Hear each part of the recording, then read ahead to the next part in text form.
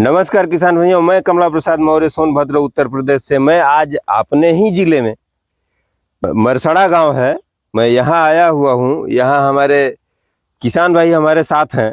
मैं किसान भाई से इनका परिचय लेता हूँ। ये हल्दी की खेती किए हुए हैं, तो हल्दी की खेती में कैसे ज़्यादा मुनाफा कमाया जा सकता है और इनकी वैरायटी कौन सी है और इसमें रोग बीमारी क्या लगती है, क्या क्या सावधानियाँ बरतनी पड़ती हैं, ये सब सारी जानकारी, सारी पहलुओं पर मैं प्रकाश डालने का कोशिश करूंगा। इनसे मैं जानने का प्रयास करूंगा। तो आप लोगों से निवेदन है कि वीडियो पूरा देखिएगा और भैया से मैं जानकारी लेता हूं, उसके बाद आप लोगों तक जानकारी पहुंचती है। तो सबसे पहले मैं आपसे जानना चाहता हूं, आप अपना पूरा परिचय बताइए। मेरा नाम चंद्र प्रकाश मौर्य, ग्राम डोरिहार, पोस्ट शिवद्वार, घोरावल, सोनभद्र का रहने वाला हूँ जी। तो ये हल्दी की कौन सी वैरायटी है? मैंने देखा तो मेरा मन ललच गया कि ये कौन सी वैरायटी है और कैसे आपने खेती किया है। ये हल्दी की वैरायटी HR5 है। अच्छा, RH5। RH5 है, हाँ। जो कि काफी पैदावार अच्छी इसकी है। अच्छा अच्छा। अगर देखा जाए तो ये प्रति हेक्टेयर 150 से प्रति एकड़ 150 से 200 कुंटल अच्छा, इसका उत्पादन क्षमता है। उत्पादन क्षमता है 150 से 200 कुंटल प्रति एकड़। अच्छा अच्छा, तो फसल देखने से ही आपका लग रहा है कि वैरायटी बड़ी अच्छी है। हाँ। तो मैं देख रहा हूँ इसमें आप अरहर की भी खेती किए हुए हैं। हाँ, इसमें अरहर की भी खेती किया हूँ और ये अरहर की खेती बहुत अच्छी इसमें भी होती है। और थोड़ा इन साल बारिश ज्यादा हो गया, इस वजह से कहीं कहीं गल गया है, नहीं तो अच्छा अच्छा। हाँ, अब नहीं तो अरहर और हल्दी दोनों एक साथ पैदावार अच्छी देती है, कोई अच्छा दिक्कत नहीं। हाँ, अच्छा दे देता है। तो मतलब अगर 1 एकड़ में किसान प्लानिंग करे तो उसमें हल्दी भी उगा सकता है और अरहर भी उगा सकता है। हाँ, कम से कम 3 से 4 कुंटल 5 कुंटल अरहर भी पैदा आराम से हो सकती है हल्दी के साथ। 4-5 कुंटल तक दे देगी 1 एकड़ में। हाँ हाँ। अरे वाह, क्या बात है। अच्छा, सबसे पहले आप हमको ये बताइए कि आप खेत की तैयारी कैसे करते हैं और इसको लगाते कैसे हैं, इसका क्या विधि है, पौधे से पौधे की दूरी क्या होती है, लाइन से लाइन की दूरी क्या होती है, इसके विषय में प्रकाश डालिए। इसकी हम गर्मी में जुताई मतलब कर देते हैं। हाँ हाँ। सूखी जुताई गर्मी में पहले हर से करते हैं। हाँ। इसके बाद हर से करने के बाद इसमें गोबर की खाद, हाँ हाँ। और इसके बाद कुछ NPK जैसे कि DAP और ये सिंगल सुपर फास्फेट सुपर जी। और थोड़ा मात्रा में पोटास भी डाल देते हैं। अच्छा। और डाल के खेत की तैयारी करके और इसके बाद वही मेढ़ी खींच के और इसकी रोपाई करवा देते हैं। तो पौधे से पौधे की दूरी, बीज से बीज की दूरी क्या रखते हैं और लाइन से लाइन की दूरी क्या रखते हैं आप? लाइन से लाइन की दूरी करीबन 2 फीट। अच्छा। हाँ, और पेड़ से मतलब कि पेड़ के दूरी लमसम 1 फीट के आसपास रहता है। अच्छा अच्छा। हाँ। तो इसकी रोपाई आप किस महीने में किए थे? इसकी रोपाई हमने जून महीने में की थी। अच्छा, जून में? हाँ, 15 जून के आसपास हमने रोपाई कर दिए थे, क्योंकि मेरे पास पानी की व्यवस्था थी और रोप के 1 पानी 2 पानी सींच दिए थे। इसके बाद बारिश होने लगा।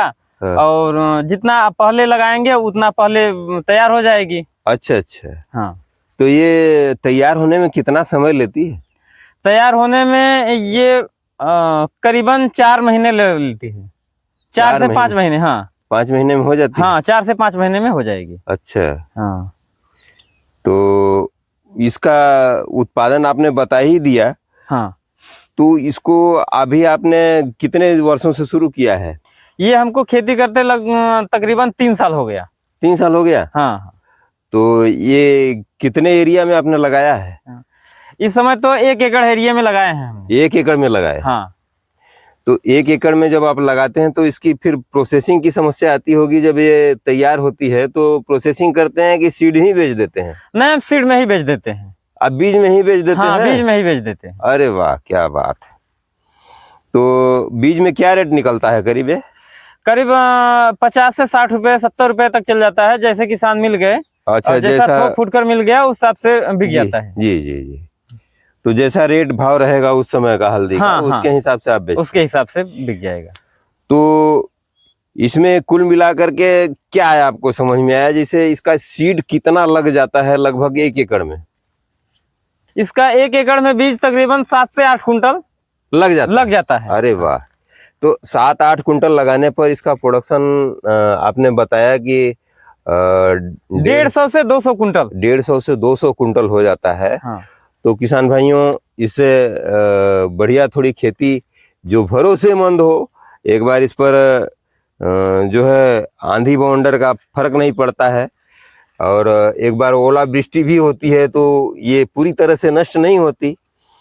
तो इस तरह से ये फसल काफ़ी लाभदायक है, इसका मेडिसिनल गुण भी है, और हर लोग के खाने में प्रतिदिन इसका उपयोग होता है। और इसके मेडिसिनल गुण के कारण करक्यूमिन जो इसमें होती है वह हृदय रोगियों के लिए और खून को साफ करने के लिए अक्सर यूज किया जाता है, जो काफ़ी फायदेमंद है। तो हर किसान को बड़े पैमाने पर अगर नहीं करना चाहते हैं तो छोटे पैमाने पर ही इसकी खेती करनी चाहिए, और खेती करके अच्छा मुनाफा कमाया जा सकता है। तो इसमें खाद का, उर्वरक का क्या मैनेजमेंट करते हैं? शुरुआत में केवल गोबर की खाद ही देते हैं या और कुछ देते हैं? खेत की तैयारी के बाद क्या करते हैं? खेत की तैयारी के समय गोबर की खाद हाँ 4 से 5 टाली प्रति एकड़ दे देते हैं। अच्छा, अपने जितना संभव हो सके। लेकिन अगर ज्यादा भी दे सकते हैं तो कोई दिक्कत नहीं है। लेकिन अगर कम है तो 4 से 5 टाली भी 1 एकड़ में डाल सकते हैं। और इसके बाद 1 बोरी DAP प्रति एकड़ के हिसाब से, और 2 बोरी सिंगल सुपर फास्फेट, और 25 kg पोटास, इतना डाल के बुआई कर देते हैं। फिर इसको उर्वरक देने की जरूरत पड़ती है? इसको फिर दोबारा अगर जैसे कि अगर घास हो गया तो कोड़ाई करके अगर मिट्टी चढ़ा देंगे तो और बेहतरीन बैठेगा, पैदावार अधिक देगा। और थोड़ा सा मिट्टी चढ़ाने के समय और थोड़ा सा उर्वरक डाल देंगे तो उत्पादन और बेहतरीन होता है। अच्छा, तो इसमें रोग बीमारी क्या क्या लगती है? मैं तो देख रहा हूँ कि आपकी फसल स्वस्थ है, और आज हम देख रहे हैं 1 नवंबर 2024 को मैं ये वीडियो बना रहा हूँ, तो उस समय फसल में कोई बीमारी दिख नहीं रही है, और कुछ ही समय बाद ये फसल भी तैयार होगी। तो आप इसके विषय में कुछ बताएंगे कि इसमें कोई अब तक 3 सालों में कोई बीमारी लगी कि नहीं लगी? हल्दी की खेती में बीमारी अक्सर कोई नहीं आती है।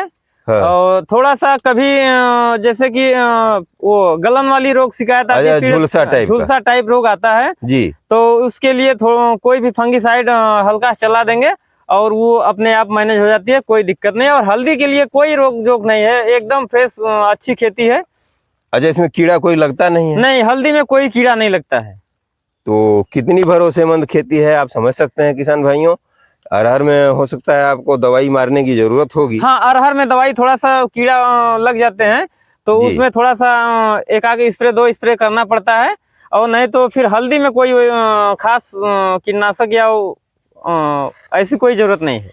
ठीक, तो इससे करीब करीब 1 एकड़ की खेती में आप लाभ कितना कमा पाते हैं? इसमें करीबन 1 एकड़ खेती में लाभ, अब इसमें लेबरों का खर्च भी बहुत कम है, केवल रुपाई के समय लेबर लगाते हैं, उसके बाद खुदाई के समय। हाँ, उसके बाद अगर घास ज्यादा हुआ तो एक बार वहीं निकलवा देते हैं, इसके बाद केवल खुदाई के समय। तो इसमें लेबर कास्ट भी बहुत कम है, और सिंचाई की जरूरत लगभग न के बराबर। हाँ, सिंचाई की जरूरत लगभग न के बराबर है। अब अगर जरूरत पड़ेगी तो 1-2 पानी देंगे, उसके बाद तैयार हो जाएगी। हाँ, बहुत अगर आवश्यकता होगी तो 1 या 2 पानी बस। चलिए ठीक है, तो करीब करीब अगर मान लीजिए 150 कुंटल भी हो गया 1 एकड़ में, हाँ, तो 150 कुंटल का रेट मिनिमम 40 रुपए ही रखते हैं। इससे हाँ, मिनिमम 40 रुपए। हाँ, मिनिमम 40 रुपए। इससे नीचे तो बिकेगा नहीं। नहीं, मिनिमम 40-50 रुपए तो बिकता ही है। हाँ। तो 40 रुपए के हिसाब से भी आप जोड़ लेते हैं किसान भाइयों, तो आप खुद कैलकुलेट कर लीजिए, इसमें हमको बताने की कोई जरूरत नहीं है। आपके यहाँ क्या रेट बिकती है कच्ची हल्दी, आप उसको भी कैलकुलेट कर सकते हैं। यदि आपको कच्चा हल्दी नहीं बेचना है तो आप इसको अच्छी तरह से प्रोसेसिंग कर सकते हैं। प्रोसेसिंग कई तरीके से होती है। प्रोसेसिंग एक तो ये है कि इस कच्ची हल्दी को ही धुल करके धुल करके और तुरंत जो है इसको चॉप कर दें और सुखवा दें। जब इसको कटिंग करके सुखवा देंगे तो उसी को पाउडर बना करके सीधे आप सेल कर सकते हैं। इसको कोई उबालने की जरूरत नहीं, किसी प्रकार का वो आवश्यकता नहीं पड़ेगा। इसमें करक्यूमिन की मात्रा भी नहीं घटेगी, और जो भी आदमी इसको यूज करेगा उसको ज़्यादा फायदा होगा। इसमें किसी भी केमिकली दवाओं का, ऐसे विषैली जहरीली दवाओं का प्रयोग नहीं किया जाता है, केवल रासायनिक उर्वरकों का प्रयोग किया गया है। तो यह आपके स्वास्थ्य के लिए भी काफ़ी लाभप्रद रहेगी। तो किसान भाइयों, मैं आप लोगों से यही उम्मीद करूंगा कि अगर आप हमारे चैनल पर नए हैं तो कृपया हमारे चैनल को सब्सक्राइब कर लीजिए और मेरे वीडियो को लाइक कर दीजिए, और हो सके तो अपने किसान भाइयों में, मित्रों में इस वीडियो को शेयर कीजिएगा, जिससे इस तरह की खेती करके जहां पानी की सुविधा कम से कम है वहां भी इस तरह से लाभ कमाया जा सकता है।